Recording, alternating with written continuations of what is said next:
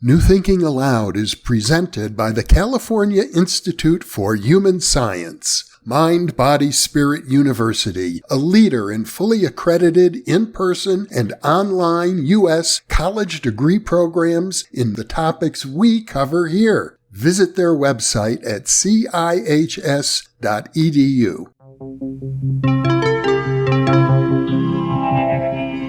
Thinking Aloud. Conversations on the leading edge of knowledge and discovery with psychologist Jeffrey Mishlove.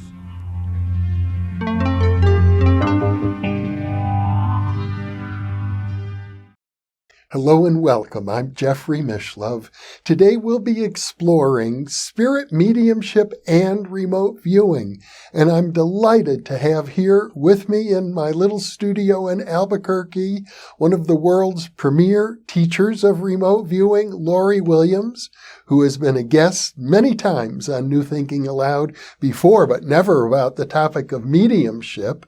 Lori is also the author of Boundless, Your How-To Guide for Remote Viewing, and also Monitoring, which is obviously a book about monitoring remote viewing sessions. Welcome, Lori. Thanks so much for having me again, Jeff. I'm so happy to be here. It's a pleasure to be with you, and you surprised me because I didn't know that you would also practice spirit mediumship. Yes, it started long ago. I told you in a previous interview that I have had a near-death experience when I was a baby. And even though I don't remember, I think I was about 2 when it happened, and even though I don't remember the experience itself, I remember the aftermath. And I would be laying in bed at night and I would be surrounded by angels, surrounded by love, just feeling this basking in love. And so I was pretty, I think that for whatever reason, that tends to open people up when they have these types of experiences.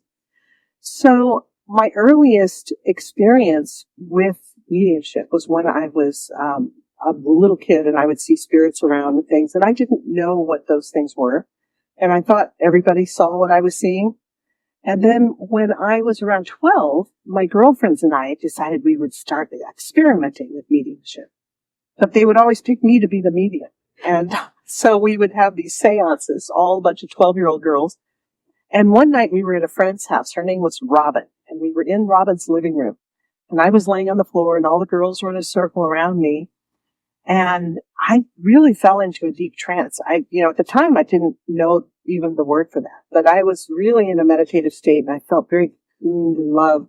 Suddenly the very heavy front door of Robin's living room just flew open with a huge bang. There was no wind, there was no storm, it just flew open, and of course all the girls screamed and ran to one side of the room, and I just was in this, basking in this amazing space, so I didn't move. And then the spirit started speaking through me, and he said his name was Bennett Reeker.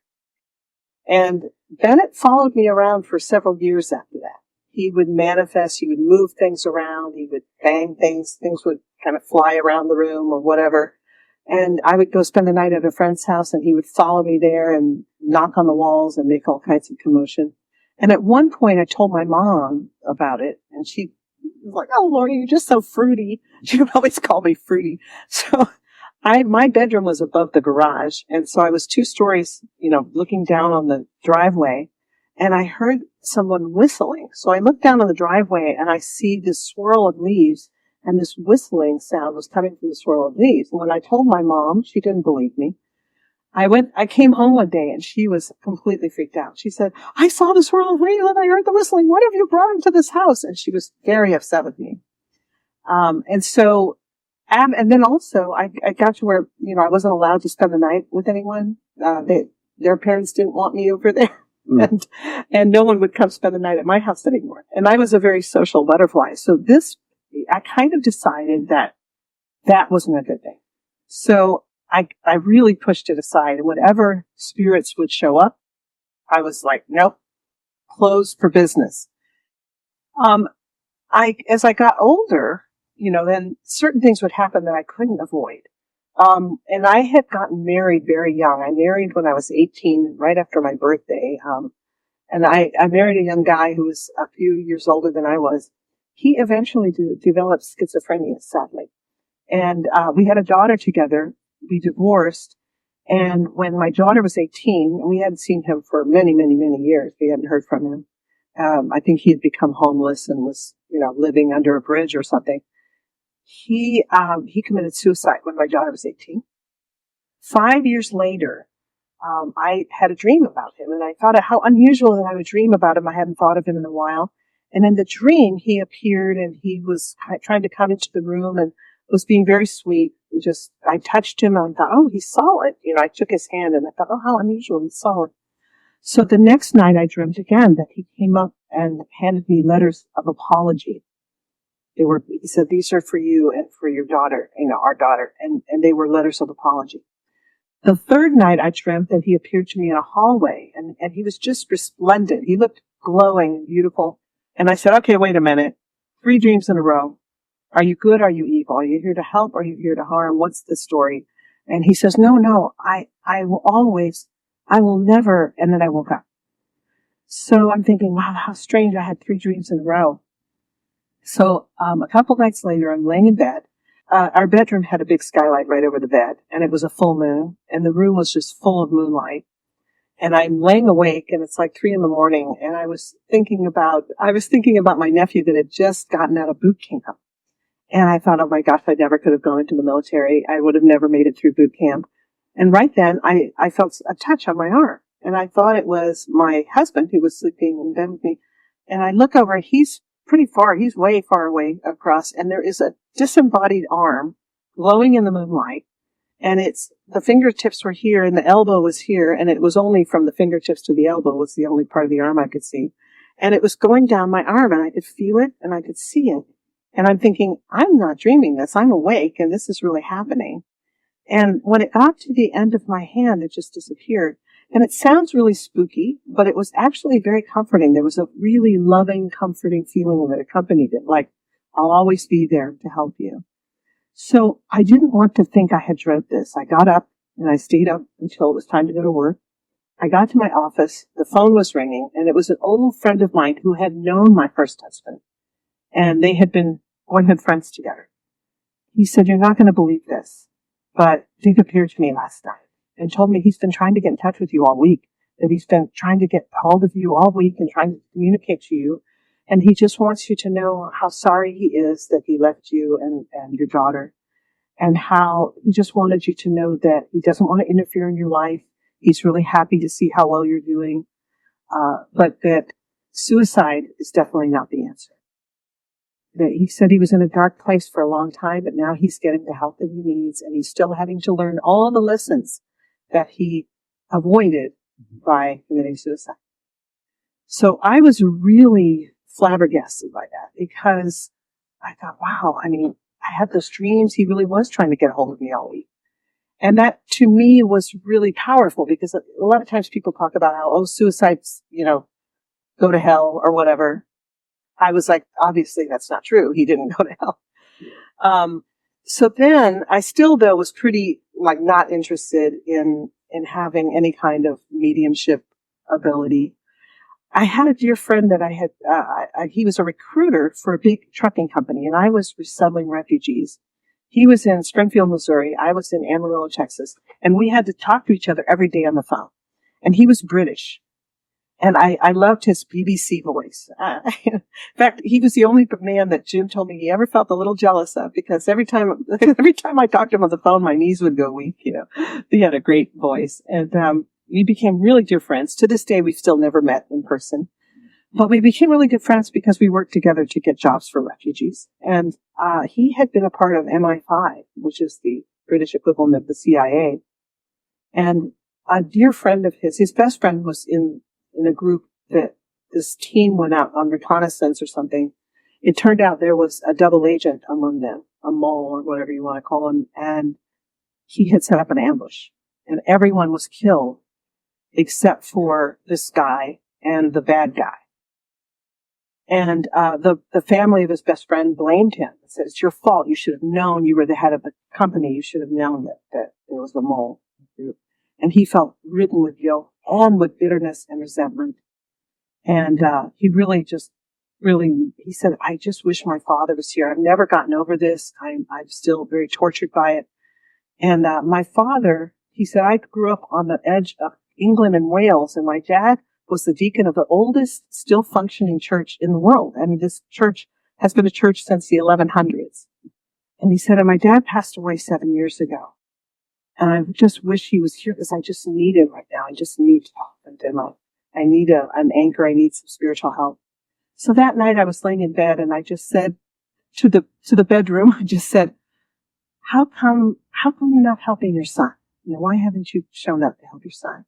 And in my mind, I hear, well, why do you think I sent you to him? So then I'm thinking, and so the next day, joking, when I talked to him, I say, hey, your dad showed up last night and said, you know, and I told him about it. And he said, oh gosh. He said, could you see him? And I said, no, I'm really just joking. I mean, you know, this. He said, no, but if you could see him, it would help me so much if you just could see him. And I said, look, I don't talk to dead people. I don't think I could do this. Well, the next night I pulled into the garage and suddenly I just filled with this sense that he's there. And I said, I need to see you. And then I see this man that I think cannot in any way be genetically connected to my friend.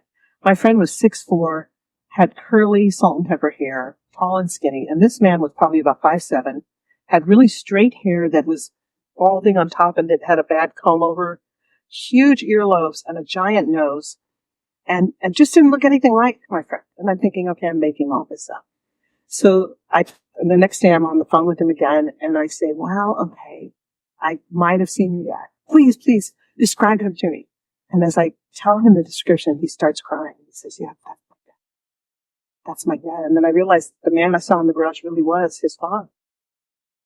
So then the next incident, I had just met Jim and he had taken me to the family farm and I hadn't just met him, but we had become friends. And Jim being your present Jim being husband. my present husband, yes, my husband Jim.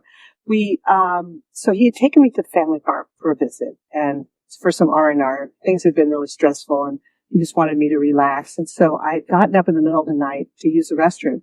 And the farm was built in 1865. It was the first home in that whole area of southern New Mexico. And I was coming out of the bathroom and I was startled to the point of shrieking by a man standing in the kitchen. And so I screamed, and when I screamed, he didn't move. So I thought, that's kind of weird. And I said, I'm sorry I screamed, but you scared me. And I mean, he was as solid as you are. And so he just stood there and he was in a concerned posture. He was standing profile to me. So his shoulder was facing me and he was looking at me and he had his hand on his chest and he was looking kind of concerned because I really wasn't feeling well. I was feeling kind of sick. So I said, I'm sorry, but you scared me. And then he didn't move. And all the hairs on my body kind of stood up and I realized, wait a minute, who is this guy? Who's this guy standing here? And he was an older Caucasian man with wire-rimmed glasses and he was fully dressed. He was wearing, like a plaid shirt and pant and not jeans, but slacks. And so I stood there it felt like forever. And it was, I don't know how long it was, maybe a minute or two. And then he just slowly faded away until he wasn't there anymore. So then I have to go through that spot to get to the bedrooms. So I run into where Jim's sleeping and I left on the bed and Jim sits up and says, what's the matter? I said, I just saw a ghost.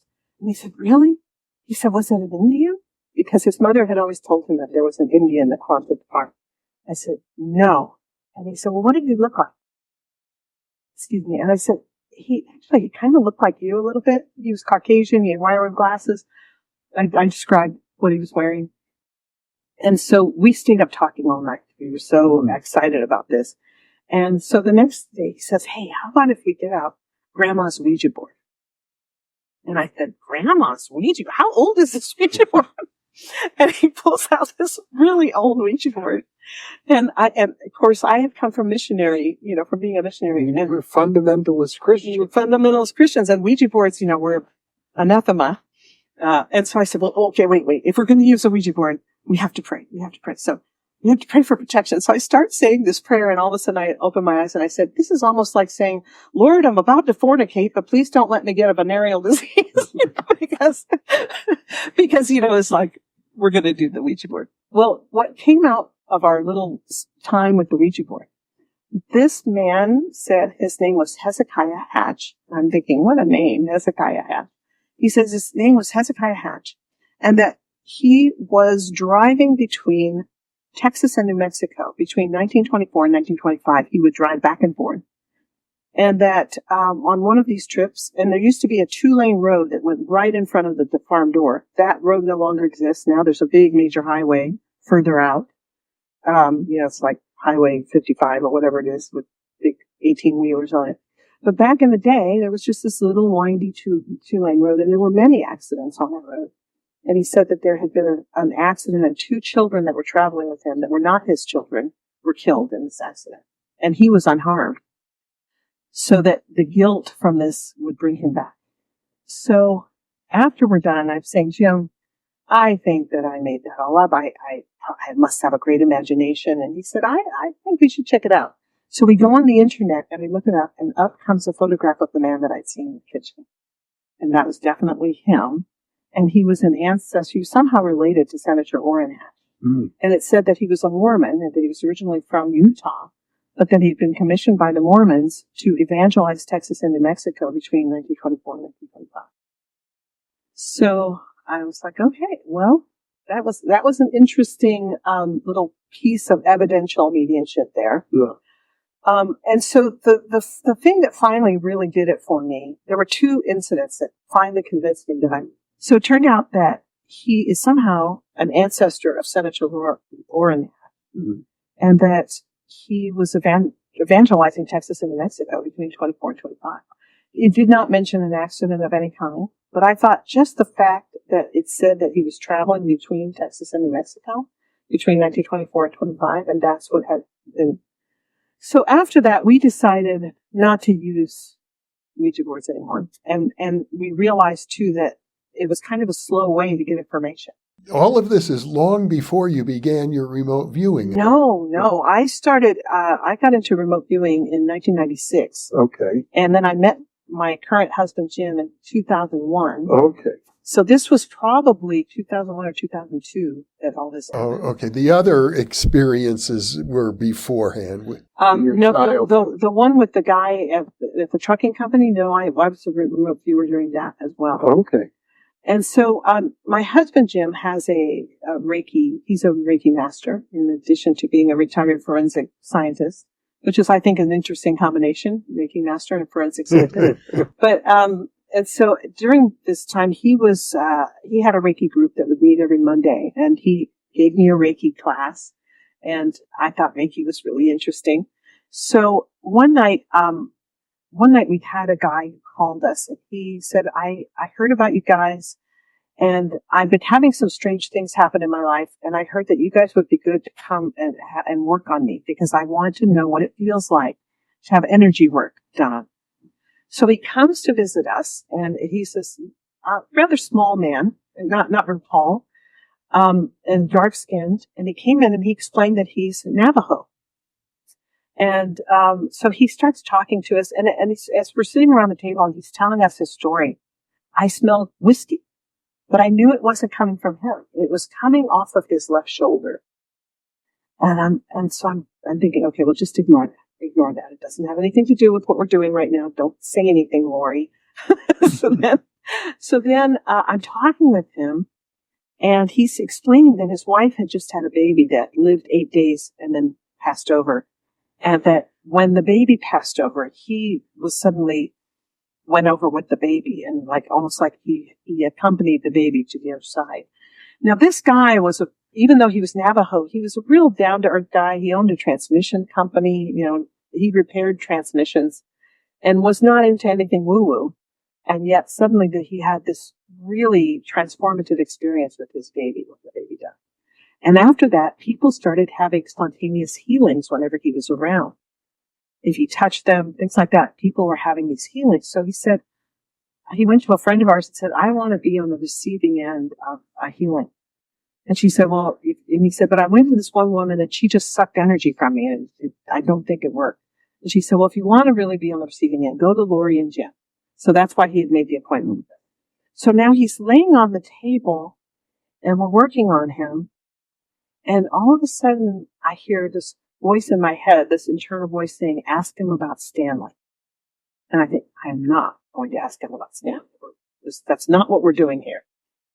Ask him about Stanley. And it was so insistent that finally I say, excuse me, but does the name Stanley mean anything to you? And there's a few moments of silence, and he said, Stanley is the man who murdered my mother.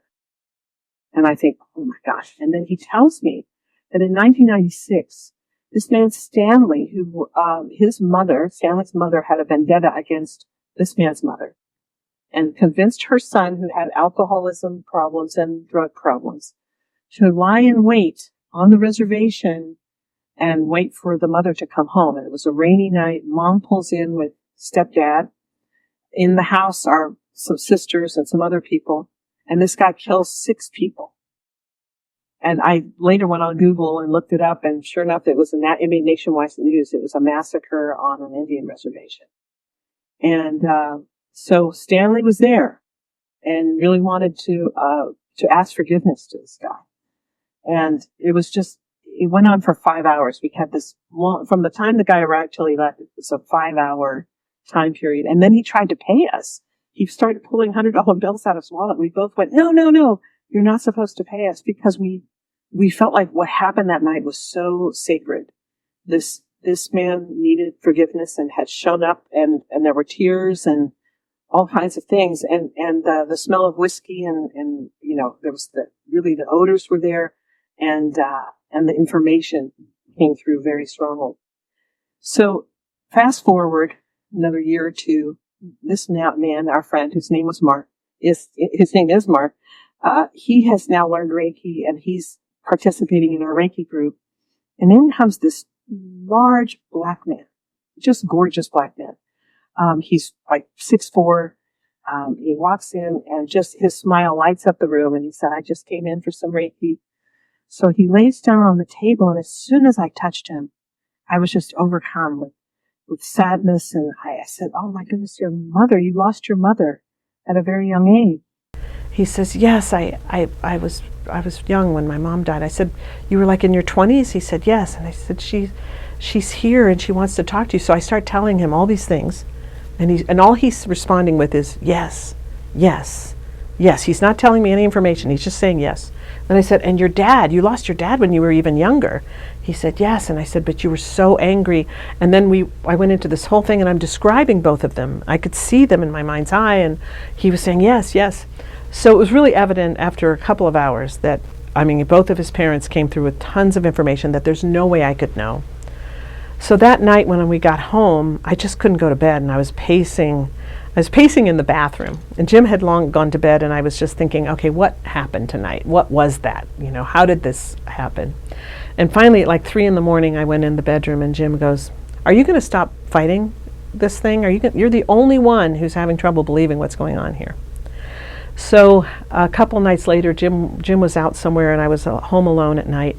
And I said, am I supposed to do mediumship? And right then, all the lights in the house start blinking on and off. Not in synchronicity, like alternating. Like the bedroom light would come on and go off, and then the kitchen light was going on and off, and they were not doing it in synchronicity like a failure of electricity. So I call the electric company, and I tell them what's going on, and they're like, that's not us, lady. We don't know what's happening in your house, but that can't be us. Mm-hmm. So I felt like, okay, maybe I need to start doing mediumship. So Let me ask you a few questions at this point, Lori. Yeah. I get the idea that it's pretty strong, this phenomenon. And it started when you were a young child. Mm-hmm. But how did all your experience with remote viewing, I assume, opened you up? Yes. What I really think remote viewing has done so much for me. Because of the religious connection, I was very fearful about displeasing God or, having whatever. So all of these things, mediumship and remote viewing and anything woo-woo, was considered frowned upon. Maybe you're going to get demon-possessed or something by the fundamentalist Christians that I worked with. So I think that really contributed to me trying to push everything away. But studying controlled remote viewing and knowing that it had a military basis and had been developed by physicists at Stanford, gave me what I considered to be a safe platform to climb out on. And also, my mentor, Lynn Buchanan, who I dearly love, he was the perfect teacher for me. There were several people teaching it at the time I came into CRV, but he was the perfect one because he had been raised a Baptist, he had been a Methodist minister, so he really understood where I was coming from, and he was very gentle with me in that way. And then he also really explained that this is a natural phenomenon that all humans are born with. So it's no more evil than your eyesight or your hearing. You know, do you consider your eyesight or hearing evil? Well, no. I mean, obviously God gave us eyesight and hearing. So why would another sense that God has gifted you with, why would that be evil? And so it gave me this safe place to be and to explore these things that I had experienced my entire life. And so then I said, okay, I'm really going to start exploring this. And I believe that CRV not only opened me up so that I could explore it safely, but it also allowed me to explore things that had previously been subconscious and suppressed, to start having those things happening during the day, during the daylight. You know, it didn't all have to happen at night when I was asleep anymore. So far what you've described are spontaneous experiences mostly.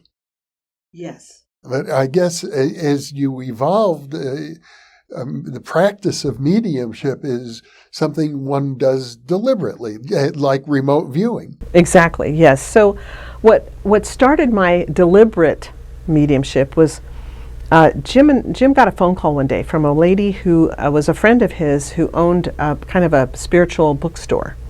And she said, once a month I have someone come in who does readings, and it's called the Reader of the Month. Would you and Lori like to come in and be Readers of the Month? And Jim said, sure. So he gets off the phone and he says, we're going to go be Readers of the Month at our friend's store. And I said, can we do that? I was kind of nervous. And he said, yeah, I'll read tarot while you're doing CRV or you're doing your remote viewing, and that's how we'll do it. So I said, okay. And I didn't even know he read tarot. We'd been married 3 years. So we get down there, and she had set up a little card table, and we sit down, and he starts reading tarot. And I'm doing CRV, and I'm using the person's name to start the CRV thing, and I'm doing my CRV, and then the lady, after we'd seen several people, she comes in and she goes, oh my gosh, people are lining up. You know, there's a line, there's a waiting list. Can you come back tomorrow? And we ended up coming 3 weekends in a row, Friday and Saturday. And so she said, this has never happened in the history of our thing. But what was starting to happen was mediumship was just, I was saying, well, do you have a son who's passed? And, and I would start asking questions, and I would start picking up on things like I would feel a tug at my neck if the person had hung themselves, for example, or I would feel a pain, like a real gentle pain in my chest or a pressure in my chest if there'd been a heart problem or whatever. And then the information would just flow. And it went from CRV. I would start with the CRV session with my usual CRV structure, and then it would just flow into that. Mm-hmm. And it really, it just blew my mind. Like a natural extension of remote viewing. It was a natural extension of remote viewing. Mm-hmm. And it's interesting because Lynn has always frowned upon the mixing of methods. He never likes when you're going to mix methods. And I didn't really consider it mixing methods in the sense that I was really definedly doing CRV, and then when I would feel this other thing coming, I would break from that and go into the other. Because CRV, for viewers who may not know, controlled remote viewing, is a very specific protocol that you follow that was developed essentially in the military. Yes, and it was developed for military intelligence, but they reached out to these physicists at Stanford to start it, and then they hired Ingo Swann, who created the written protocols of structure of where you put certain things on the page when you're letting thoughts flow. And so then after that happened, we found an office that was the perfect location, perfect price. We rented this office, renovated it, and then I started actually doing intuitive consultations. We didn't call them psychic readings or mediumship. We just called them intuitive consultations. And once we started that, it just really exploded. And when people could come in, the most dramatic things would come out of it, things that I had no way of knowing. And that was very powerful for me. Now, one other question, because we did do an interview about your background in hypnosis. Yes. Which preceded your work in remote viewing. And I would think that the mediumship must have also been benefited from that background as well. Well, actually, it didn't precede my work in remote viewing. The hypnosis also blossomed from CRV because when I was studying CRV with Lynn, I thought, wow, this is all work, an interplay between conscious and subconscious. Yeah. And after 9/11, my boss, I was a single mom at the time, and my boss said, Lori, you better get a backup job because I don't know if we're going to make it through this. Mm. And so I thought, well, what could I do quickly that I could, as a backup? And I thought I've always wanted to study hypnosis. And so that was in 2001. I started studying CRV with Lynn in 1996. Oh, okay. So I went to hypnosis school, and I had a friend named Jim, and Jim said, I'd like to study hypnosis. So we decided we would team up and we would rent a car together because we both had old falling apart cars. So every weekend we would rent this car and drive down to Berkeley, Texas, and spend the weekend in school and come back, and then we would do our clinicals and things. So we went through hypnosis school together, and it was during those, I don't know, was it 4 or 6 months that Jim proposed, and we ended up... Oh, the same Jim. This okay. Jim right here. Yeah, so it was during our time of studying hypnosis that he proposed, and we decided to get married. So you're doing hypnosis, you're doing Reiki healing, you're doing remote viewing and mediumship. Yes, and resettling refugees during the day. So it was really interesting, though, the hypnosis. One day a woman came in for hypnosis, and she said, honey, I'm a Baptist, and no one can know that I'm here getting hypnosis. I need to lose some weight, and I want some help, and I don't want you help my cousin or somebody, so I want you to help me, but you can't tell anyone I'm here. So I said, no problem. So as she's telling me her story, it comes out that her husband of 62 years or something had passed away recently, and that she, who was normally, the social butterfly and the leader of all the women's groups and things, was so depressed that she hadn't opened her curtains since he had died, and she was staying in this dark house and was very, very depressed. So while she's sitting there telling me the story, suddenly her husband is there talking to me in my ear. And I'm thinking, if this woman finds out I'm talking to her husband, she's going to freak and run out the door. So he's telling me how depressed she's been, and that even though she's telling me that she's there for weight loss, that she really needs to deal with her grief. And that she's not dealing with the grief well. And then he tells me, he says, I had a room in the house that I kept, and she's keeping that room as a shrine, and she's not touching that room, but she needs to take all my stuff out of this room, and she needs to start exploring art.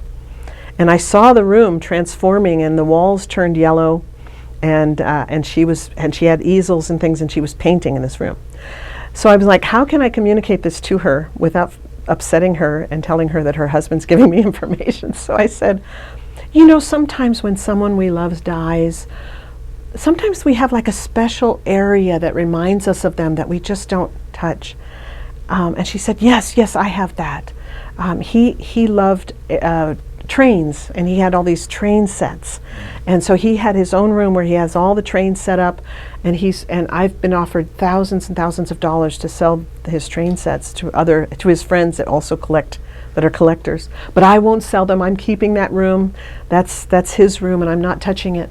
And I said, oh, okay. And I said, well, if you ever did decide to change it, what kind of things would you want to do that would just be for you? And she said, well, I don't know. I might explore painting, maybe take a painting class. I said, oh, that sounds like a really good idea. Well, why don't you just play with that idea a little bit, And then we did some more hypnosis, and the next time she came back, she said, I sold all the train, and I'm painting the room yellow, and I'm setting up easels, and I'm learning to paint, And so yes, the hypnosis definitely also played into the mediumship, and they all kind of play off each other and can be so very beneficial. I would sometimes be doing Reiki. Jim would have me come in, and I would, there was a man who didn't speak English, and I'm fluent in Spanish, but he just seemed all closed up, and so I mentally did a CRV session in my mind. I imagined my paper, and I imagined that I was just doing my CRV thing, even though I didn't actually have the paper. I actually had my hands on him.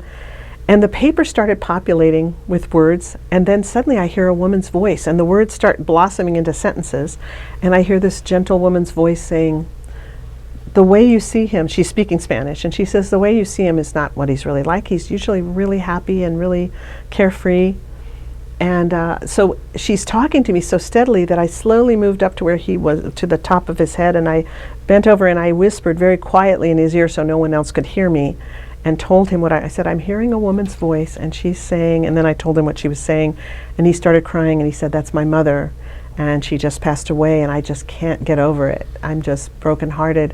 And so we ended up doing a lot of work together. We did hypnosis, and then I worked with his wife, who was a prominent psychologist, and she came to me for different things, and she said he totally transformed just through the work between recovering from the grief with his mother and then doing work to help build his confidence, and he just became a new person.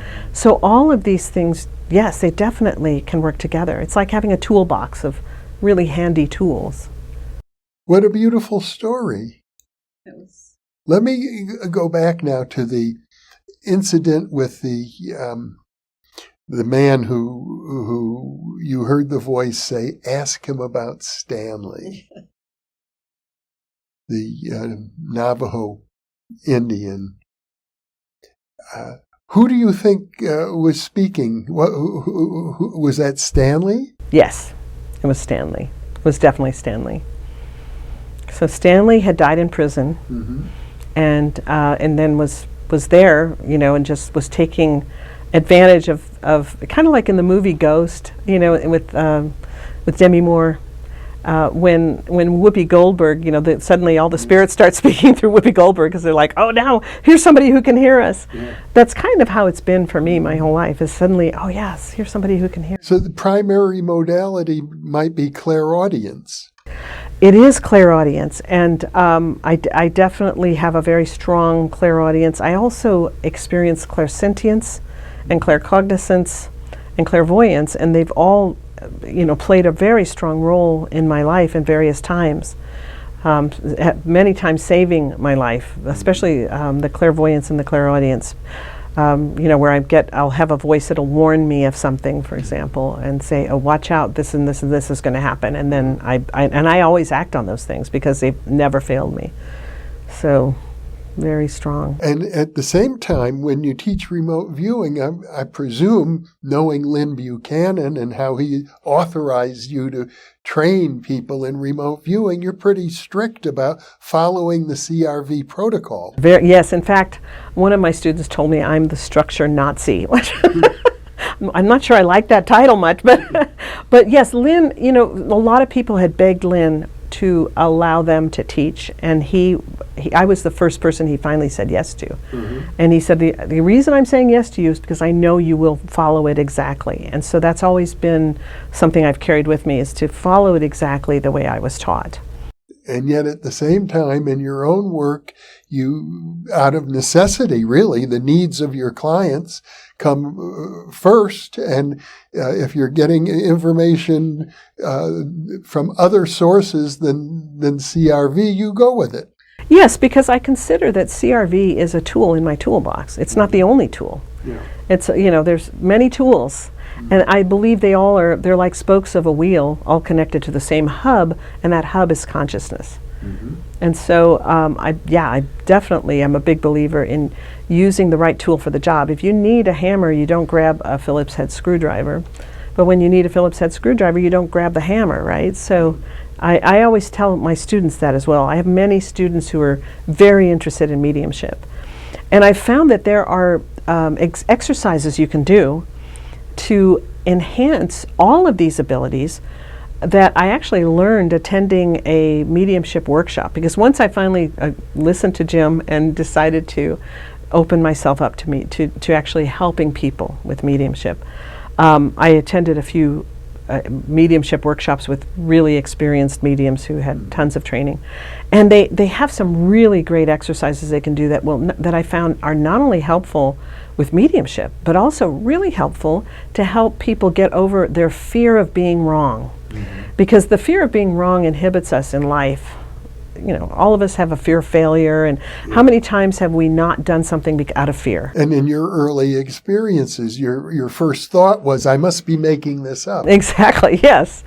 I mean, I've even had some outstanding paid operational remote viewing projects. There was one, I was working on a kidnapping case, and I discovered that these kidnap victims were all being held in an underground bunker type place, and they were all in these cells, and there was a guard guarding them. And so I wanted to connect with the guard, and I used a tool that we teach in intermediate controlled remote viewing to connect with the guard on a subconscious level. And I said, why are you holding all these people? And he said, because we are and he said the name of the group in Spanish, and I wrote it down. And then later I told Jim, I probably just made this up. I don't know whether to include it in my report or not, because nouns are suspect. You know, our job is to describe, don't identify. But the name was so specific, and it was a long kind of a name, so I thought, I'm just going to take a chance and I'm going to include it. And then the investigators had never heard of this group. They researched and found that this group did exist. It existed right where the man was kidnapped, and it was indeed the group that had kidnapped him. So now then the question comes, is that mediumship, or is it strictly CRV? When we're communicating with someone, now as far as I know though, the guard was alive, right? Yeah. But if there is no time, you and I have discussed, we've done a whole show on time and the nature of time. Yeah. If there is no time, then does it matter whether the person you're communicating with is alive or dead? If they're willing to communicate with you. Exactly, you know, so, and if we're communicating on a subconscious level. Yeah. And so I've had many really accurate communications from people who are alive, you know, that would give me information on a subconscious level. And then people always ask, was the person aware that they were giving you that information? And I'm sure that on a conscious level they were not aware. And that leads to then ethical questions. People say, well, you know, I get a lot of people who write to me and say, how can I keep myself from being remote viewed? That's a big question. Yeah, good luck. Yeah, yes, exactly. Good luck. I love hearing you say that, because people always expect me to come back with, oh, all you have to do is, you know, turn in a circle 3 times under the full moon. No, but reality is a well-trained remote viewer can remote view anything they want to remote view. And there is no protection, because you won't know that it's being done. But they'll be like, I can feel somebody remote viewing me. Well, if it's a true remote viewer, you would not feel them remote viewing you. But a lot of times when people say, I feel like somebody's remote viewing me, that can either be paranoia, there's a lot of things that could be. Yeah. So when they ask me, are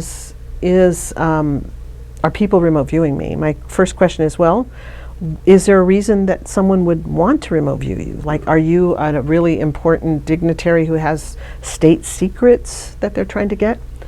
And then when people say, well, what about homeless folks who you see talking to someone who's not there, and a lot of times they become psychotic or schizophrenic and they're in the hospital. And I say, if there is a plot to affect the homeless, it's not being done by remote viewers, it's probably being done by technology that has been aimed at them and in an experimental way. And I have actually heard that. I've heard that there is technology. I've heard from a very reliable source that there is technology now that can kind of zero in and try to pick on the thoughts or try to plant thoughts, but they're experimenting with people that no one will believe. You know, if a person that's homeless says, I'm being attacked, then they put them in the emergency room and give them drugs to calm them down. But then they can read those reports and find out, yeah, maybe these guys are being affected by that. But I say it's not remote viewers that you have to worry about, because remote viewers have lives and they have better things to do. I'm certainly not going to take my time to try to remote view, you know, strangers. You know. But there is a whole lore about protection. And I don't know, I don't hear that lore so much amongst the remote viewing community, but certainly in esoteric circles, people who practice ceremonial magic and the like have all sorts of protection strategies. That's true. My protection strategy, because people always ask, well, what do you do to protect yourself? I always just say a prayer before I do anything and just say, I ask not only for protection, but I ask that my information will be accurate and will be for the best value of whoever I'm doing it for, because I'm usually doing it for someone, or whether we're doing it for ourselves. And Jim and I have also used hypnosis to get answers for our own lives a lot. And he'll hypnotize me, and then he'll ask someone to come through. We had I don't think I mentioned this in any of, because this is all the stuff we're talking about. I don't normally talk about, I don't talk about very freely, because I am mostly a remote viewing teacher, and I like to keep things on the straight and narrow when I'm teaching CRV. But I did have an experience where I was in a state of hypnosis back in 2001. It was actually right around the time I was getting divorced, and I attended a Silva mind control class. Oh yes, Jose Silva, and as soon as they started counting backwards, I was gone. I was just like, out like a light. And as they were counting us back up, and I was coming back up, I heard a voice right outside my ear. And so it was an audible voice right here, and it was a female voice with a strong accent, and said, "Hello, I'm Marie Curie." With this, and it was really distinct, and it was so close to my ear that I jerked, and I thought, okay, you're losing your marbles, and I immediately just shoved that into a box and put it away and ignored it. And then Jim and I became really good friends, and then we ended up getting married, and so one night in 2011, so this is 10 years later, 2011, we were camping in our motorhome. We had this bus, and I was teaching CRV all up the East Coast, and we were in a campground, and the motorhome had a little vanity area in the bedroom for me, and then it had a regular bathroom. So Jim was in the regular bathroom shaving, and I'm sitting in front of the little vanity area taking off makeup or whatever I was doing, and suddenly the whole room filled with this light, and the voice comes back and says, "Hi, I'm Marie Curie," and she's back. I'm thinking she's here in the motorhome in the middle of the forest. So I said, "What are you doing here? Why are you coming to me?" And she said, "Because you are a woman in a man's world on the cutting edge of science. Consciousness is the new frontier, and you are on the cutting edge, and you're teaching remote viewing, and I'm very interested in supporting you." So Jim comes out of the bathroom, and I'm like, "Okay, Jim, maybe I'm losing my mind, but here's what's going on." And I told him, and he was fascinated. He said, "Oh, this is wonderful. Let me hypnotize you, because I want to talk to Marie Curie." And so he did. And I had almost no recollection of it when I came out of the hypnosis, but she had given him a set of instructions of how to find a place that we needed to move to, where we could better be, where we could have a better connection with spirit and actually be more greatly used in the days ahead, etc. And that's how we ended up in New Mexico. As my almost neighbor. As your almost neighbor. That's right. So that's how we. And did you know Marie Curie is known to have attended seances?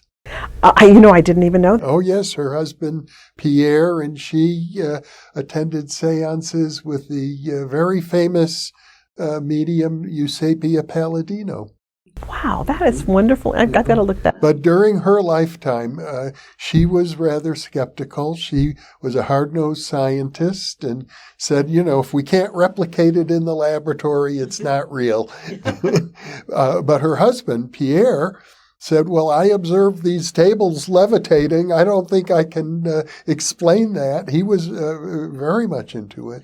You mentioned tables levitating. One of the things that has happened since I was a small child is objects move around me. Yeah. Psychokinesis. And they've always moved around me. And, when I was 12 and things were really moving around, weird stuff would happen. Somebody would sit on my bed, or papers would rip up in the middle of the night in the air. Weird, strange things. And then Jim and I lived in a house in Amarillo in which phenomena happened constantly. And we had a full thing of laundry soap lift up in the air and spin around right in front of me, and then land back on the ground. And then when I would teach, whatever this spirit was especially active. When I would have students sitting at my dining table, we had window treatments with these little ivy things in them, and the ivy things would start flying off, and then we had this decorative bowl with balsa wood balls, and they would start flying across the room, and the students would be just flabbergasted by this phenomena happening in front of them. And then one night on January 6th, when the Capitol was attacked, Jim and I were watching a show about walking with the tall whites, and so we know the man who made the documentary. So we were watching this and having a conversation when a chair that was about 6 feet away from us just suddenly lifted up onto 2 legs and went back down slowly and gently onto 4 legs. And Jim looks at me and said, "Did you see that?" And I said, "I did. Did you see that?" He said, "I did." We just kept watching the documentary. We didn't talk about it anymore. And so finally I said to Jim, "Has this kind of thing been happening your whole life?" And he said, "Not till I married you." So I guess I happen to be the common denominator, but it's just been, I think it's an energetic thing. Yeah. Where energy does things. And I found that if I get really agitated for whatever reason, whether it's anxiety or happiness, it doesn't have to be a negative emotion, it can be a really excited emotion, things will start flying around. Well, so you've got the entire package: psychokinesis, mediumship, possibly a poltergeist. On top of that, hypnosis, Reiki, and remote viewing. And remote viewing is kind of the granddaddy in the basket that holds everything for me, really.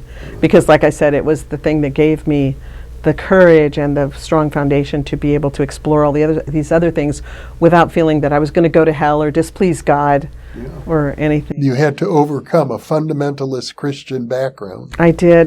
But actually, I really feel, and I'm sure you probably feel this way too, with all your life experience, that you can look back in your life and see all these different things that happened and know that every single one of those played a role in some way to help you help others, right? So one day I had set up an appointment. A guy had called me and asked for a mediumship appointment.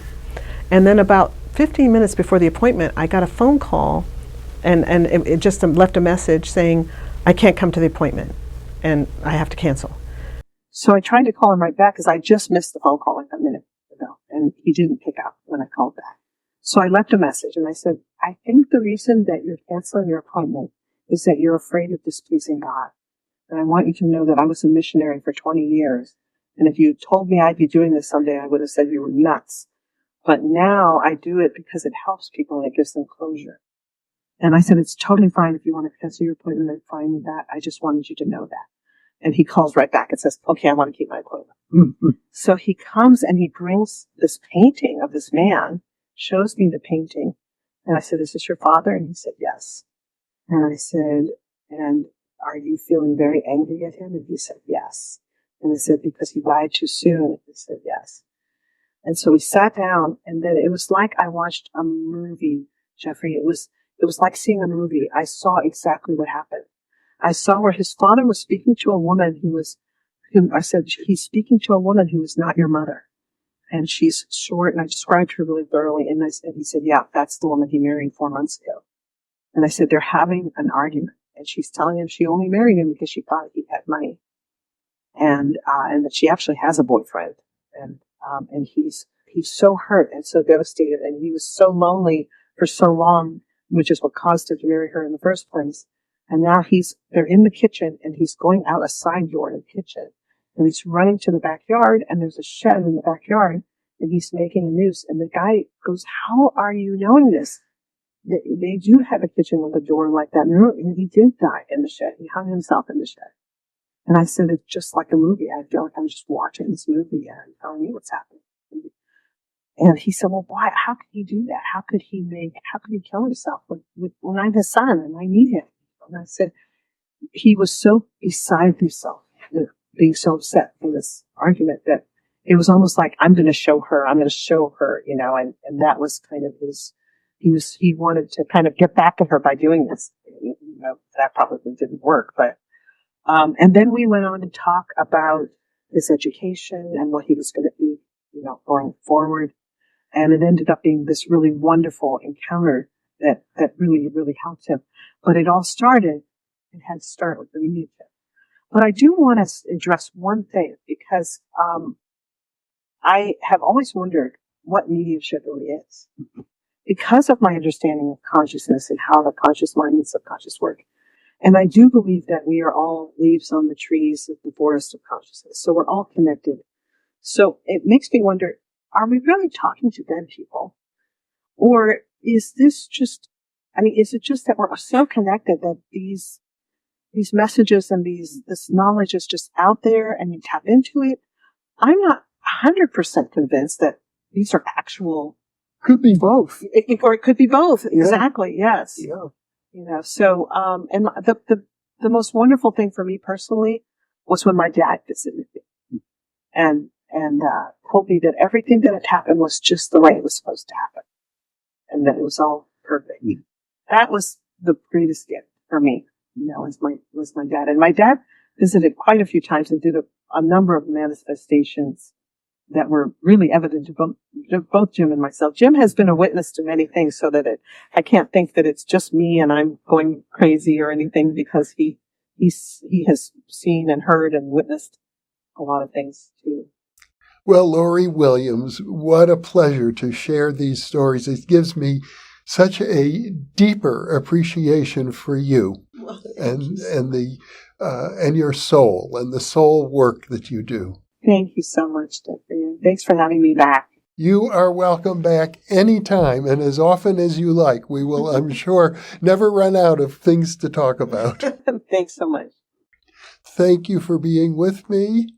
And for those of you watching or listening, thank you for being with us, because you are the reason that we are here.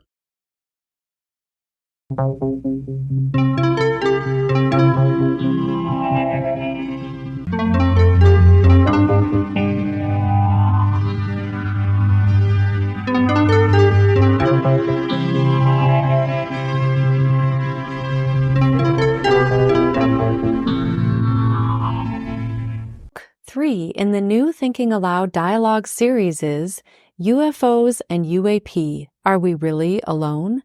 Now available on Amazon. You can now download a free PDF copy of issue 7 of the New Thinking Aloud magazine, or order a beautiful printed copy.